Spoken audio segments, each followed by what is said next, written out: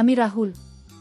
ছোট মামার বাড়িতে বেড়াতে গিয়ে তার স্ত্রীর অপরূপ সৌন্দর্য দেখে প্রথম দর্শনেই মুগ্ধ হয়ে গিয়েছিলাম। তার সেই মায়াবী মুখের মিষ্টি হাসি আমাকে যেন বারংবার তার দিকেই টানছিল। এরপর এক রাতে যখন ছোট মামা বাড়িতে ছিলেন না, তখন মামি আমাকে ডেকে বলল, রাহুল, আমার খুব একা লাগছে আর ভয়ও করছে।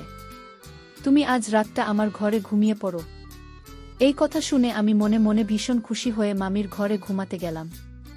কিন্তু মাঝরাতে আমার মনের ভেতরটা কেমন করতে শুরু করে এবং আমি আর নিজেকে সামলাতে না পেরে মামির পাশে গিয়ে তার চাদরের উপর দিয়েই আলতো করে হাত বোলাতে লাগলাম। আমি ভেবেছিলাম আমার মামি হয়তো গভীর ঘুমে আচ্ছন্ন এবং তিনি কিছুই টের পাবেন না। আমার হাত বোলানোর মিনিট দুয়েক পরেই মামি হঠাৎ চোখ মেলে আমার দিকে তাকালেন। তখন আমি অত্যন্ত ভয় পেয়ে গিয়েছিলাম এবং সঙ্গে সঙ্গে দূরে সরে আসি। কিন্তু এরপর মামি আমাকে যা বললেন তা শুনে আমার পায়ের নিচের মাটি যেন সরে গেল। আমি তো তাকে একজন সহজ সরল মানুষ হিসেবেই জানতাম। কিন্তু মামি আমাকে বললেন, রাহুল, তুমি কি শুধু এভাবেই হাত বোলাবে নাকি আরেকটু সাহস করে এগোবে? মামির মুখে এই কথা শোনার পর আমিও আর নিজেকে নিয়ন্ত্রণে রাখতে পারলাম না এবং মামিকে আসলে উচ্চ মাধ্যমিক পরীক্ষা শেষ করার পর আমি ছোট মামার বাড়িতে বেড়াতে গিয়েছিলাম। এই ঘটনাটি আমার সাথে ঘটে যাওয়া প্রায় 2 মাস আগের, কারণ যে সময় আমার মামার বিয়ে হয় ঠিক সেই সময় আমার ফাইনাল পরীক্ষা চলছিল, যার কারণে আমি মামার বিয়েতে উপস্থিত থাকতে পারিনি। ছোট মামার সাথে আমার সম্পর্কটা ছিল বন্ধুর মতো, কারণ তিনি আমার চেয়ে বয়সে মাত্র 5 বছরের বড় ছিলেন। যখনই আমি মামার বাড়ি যেতাম সারাক্ষণ ছোট মামার সাথেই কাটাতাম এবং তার সাথে খেলাধুলা করতাম। তাই ছোটবেলা থেকেই মামার সাথে আমার একটা গভীর বন্ধুত্বপূর্ণ সম্পর্ক গড়ে উঠেছিল। এরপর যখন আমি ছোট মামার বাড়ি গেলাম, সেখানেই আমি প্রথম রিনা মামিকে দেখি। তাকে দেখার পর আমি বেশ কিছুক্ষণ তার দিকেই তাকিয়েছিলাম, কারণ তিনি সত্যিই ভীষণ সুন্দরী ছিলেন। এদিকে আমাকে দেখা মাত্রই ছোট মামা ভালোবেসে জড়িয়ে ধরে বললেন, রাহুল, তুই কি দরজার সামনে এভাবে দাঁড়িয়ে থাকবি নাকি ভেতরে আসবি? তারপর আমার ছোট মামা তার সুন্দরী স্ত্রীর দিকে তাকিয়ে বললেন, শোনো, ও আমার ভাগ্নে রাহুল, আর তার চেয়েও বড় কথা, ও আমার বন্ধুর মতো। রাহুল যতদিন এই বাড়িতে থাকবে তুমি ওর খুব ভালোভাবে যত্ন নেবে। এমনিতেও বেচারা আমাদের বিয়েতে আসতে পারেনি। মামার কথা শুনে রিনা মামি মুচকি হেসে স্বামীর দিকে তাকিয়ে বললেন, ঠিক আছে। সেদিন দুপুরে খাওয়া দাওয়ার পর আমরা 3 জন মিলে অনেকক্ষণ গল্পগুজব করলাম। সেদিন মামার ছুটির দিন থাকায় তিনি সারাদিন বাড়িতেই ছিলেন। সারাদিন কেটে যাওয়ার পর মামা আমাকে তার পাশের ঘরে থাকার ব্যবস্থা করে দিলেন। রাতেও আমরা 3 জন একসাথে রাতের খাবার খেলাম। কিন্তু কেন জানি না আমার সমস্ত মনোযোগ ছিল নতুন মামির দিকে। তিনি এতটাই রূপবতী ছিলেন যে তার মিষ্টি হাসি আমাকে বারবার তার প্রতি আকর্ষিত করছিল। আর একে হয়তো বলে বয়সের প্রভাব। আমি তখন সবে উচ্চ মাধ্যমিক পরীক্ষা শেষ করেছি। তাই বুঝতেই পারছেন সেই বয়সে ছেলেমেয়েদের মনের অবস্থা কেমন থাকে। তাই আমি পুরো বিশ্বাসটা আর বিস্তারিতভাবে বলছি না। রাতের বেলা খাওয়া দাওয়া সেরে আমি যখন পাশের ঘরে একা শুয়েছিলাম, তখন বিছানায় শুয়ে কেবল রিনা মামির সেই সুন্দর মুখটাই আমার চোখের সামনে ভাসছিল। এবং তার কথা ভাবতে ভাবতেই আমি স্বপ্নের জগতে হারিয়ে গিয়েছিলাম। মামির কথা ভাবতে ভাবতে কখন যে রাত প্রায় 2টা গিয়েছিল আমি টেরই পাইনি। হঠাৎ মনে হলো আমার পাশের ঘর থেকে, অর্থাৎ মামির ঘর থেকে কেমন যেন একটা শব্দ ভেসে আসছে। সেই শব্দ শুনে আমার মনের ভেতর কৌতূহল আরও বেড়ে গেল, কারণ আমি বুঝতে পারছিলাম ওই শব্দটি মামিরই ছিল এবং ওটা কিসের শব্দ ছিল তা জানার জন্য আমি অস্থির হয়ে পড়ছিলাম। যখন আমি আর নিজেকে সামলাতে না পেরে খুব সাবধানে নিজের ঘরের দরজা খুলে মামির ঘরের দরজার ফাঁক দিয়ে ভেতরে সবকিছু দেখার চেষ্টা করলাম। তাদের ঘরের দরজা ভেতর থেকে বন্ধ ছিল, কিন্তু দরজায় একটি ছোট্ট ছিদ্র দিয়ে আমি প্রায় আধ ঘন্টা দাঁড়িয়ে মামা আর মামির ব্যক্তিগত মুহূর্তের সাক্ষী হয়েছিলাম। সেই দৃশ্য দেখে আমি একদিকে যেমন মজা পেয়েছিলাম, তেমনি বুঝতে পারছিলাম না যে আমি কত বড় ভুল করছি। এজন্যই হয়তো বড়রা বলেন, বয়সের দোষ। এখন বুঝি যে আমি সেদিন অন্যায় করেছিলাম। পরের দিন সকালে যখন আমার মামি স্নান সেরে ছাদে বসে তার লম্বা চুলগুলো রোদে শুকাচ্ছিলেন, তখন আমিও তার পেছনে পেছনে ছাদে গেলাম। আমি ভেবেছিলাম তার সাথে একটু মজা বা ঠাট্টা করব। তাই আমি হাসির ছলেই মামিকে জিজ্ঞেস করলাম, মামি, আমাকে তোমার কেমন লাগে? মামি তখন মুচকি হেসে আমার দিকে তাকিয়ে বললেন, তুমি তো খুব মজার একটি ছেলে, অনেক হাসাতে পারো। আমার তো তোমাকে বেশ ভালোই লাগে।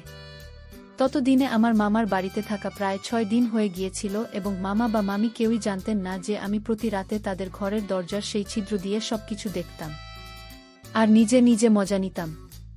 এদিকে যতদিন যাচ্ছিল আমার মামিকে ততই বেশি ভালো লাগতে শুরু করেছিল। তার চুল থেকে শুরু করে পায়ের নখ পর্যন্ত তার সব কিছুই আমার ভালো লাগত। তারা ঘুণঘরেও টের পেতেন না যে আমি তাদের দুজনের মধ্যেকার ভালোবাসা আর আদরের মুহূর্তগুলো প্রতিদিন লুকিয়ে লুকিয়ে দেখি। শুধু তাই নয়, আমি সারাদিন আমার মামিকে লক্ষ্য করতাম এবং তাকে আমার দেখতে ভীষণ ভালো লাগত। কিন্তু তিনি তো আমার মনের অনুভূতির কথা কিছুই জানতেন না।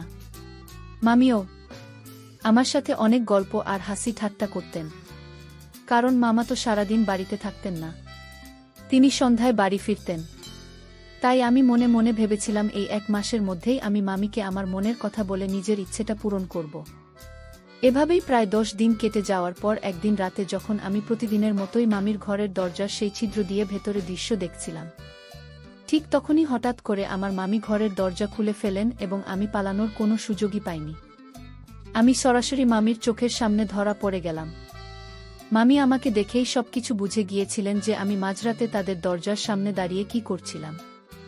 সেদিন রাতে মামি আমার দিকে ভীষণ রাগী দৃষ্টিতে তাকিয়েছিলেন, কিন্তু আমাকে একটি কথাও বলেননি। আমি তো মামির সেই চেহারা দেখে লজ্জায় লাল হয়ে গিয়েছিলাম এবং দ্রুত মাথা নিচু করে সেখান থেকে আমার ঘরে চলে এসেছিলাম। আমি সত্যি কল্পনাও করতে পারিনি যে সেদিন হঠাৎ আমার মামি দরজা খুলে এভাবে আমার মুখোমুখি হবেন। আসলে সেদিনও আমি আগের দিনগুলোর মতোই তাদের ব্যক্তিগত মুহূর্ত দেখার জন্য মজা নেবার জন্য দাঁড়িয়েছিলাম, কিন্তু সেদিন আমি কিছুই দেখতে পাইনি, কারণ তারা দুজনে সেদিন রাতে শুধু গল্প করতেই ব্যস্ত ছিলেন।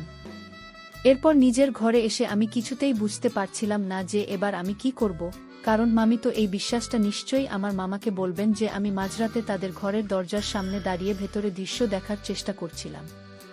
এই কথা ভেবে সেদিন রাতে আমি এক মুহূর্তের জন্য ঘুমাতে পারিনি। আমার ভেতরে একটা তীব্র ভয় কাজ করছিল এবং আমি ভেবেছিলাম মামির কাছে সবকিছু শোনার পর সকালবেলা হয়তো আমার মামা নিজেই আমাকে ঘাট ধাক্কা দিয়ে বাড়ি থেকে বের করে দেবেন। কিন্তু পরের দিন সকালে আমার মামা যখন বাড়ি থেকে বেরিয়ে গেলেন তখন আমার মামি আমার ঘরে এলেন এবং আমাকে বললেন, রাহুল, আমি সব জানি। তুমি কাল রাতে কেন আমাদের ঘরের দরজার বাইরে দাঁড়িয়েছিলে তা আমার অজানা নয়। শুধু কালই নয়, গত 3-4 দিন ধরেই আমার সন্দেহ হচ্ছিল যে দরজার বাইরে কেউ একজন দাঁড়িয়ে থাকে এবং সেটা তুমি ছাড়া আর কেউই হতে পারো না, কারণ এই বাড়িতে তুমি ছাড়া আর কোনো পোস্ত লোক নেই। আর কাল রাতে আমি তোমাকে হাতে নাতে ধরেছি।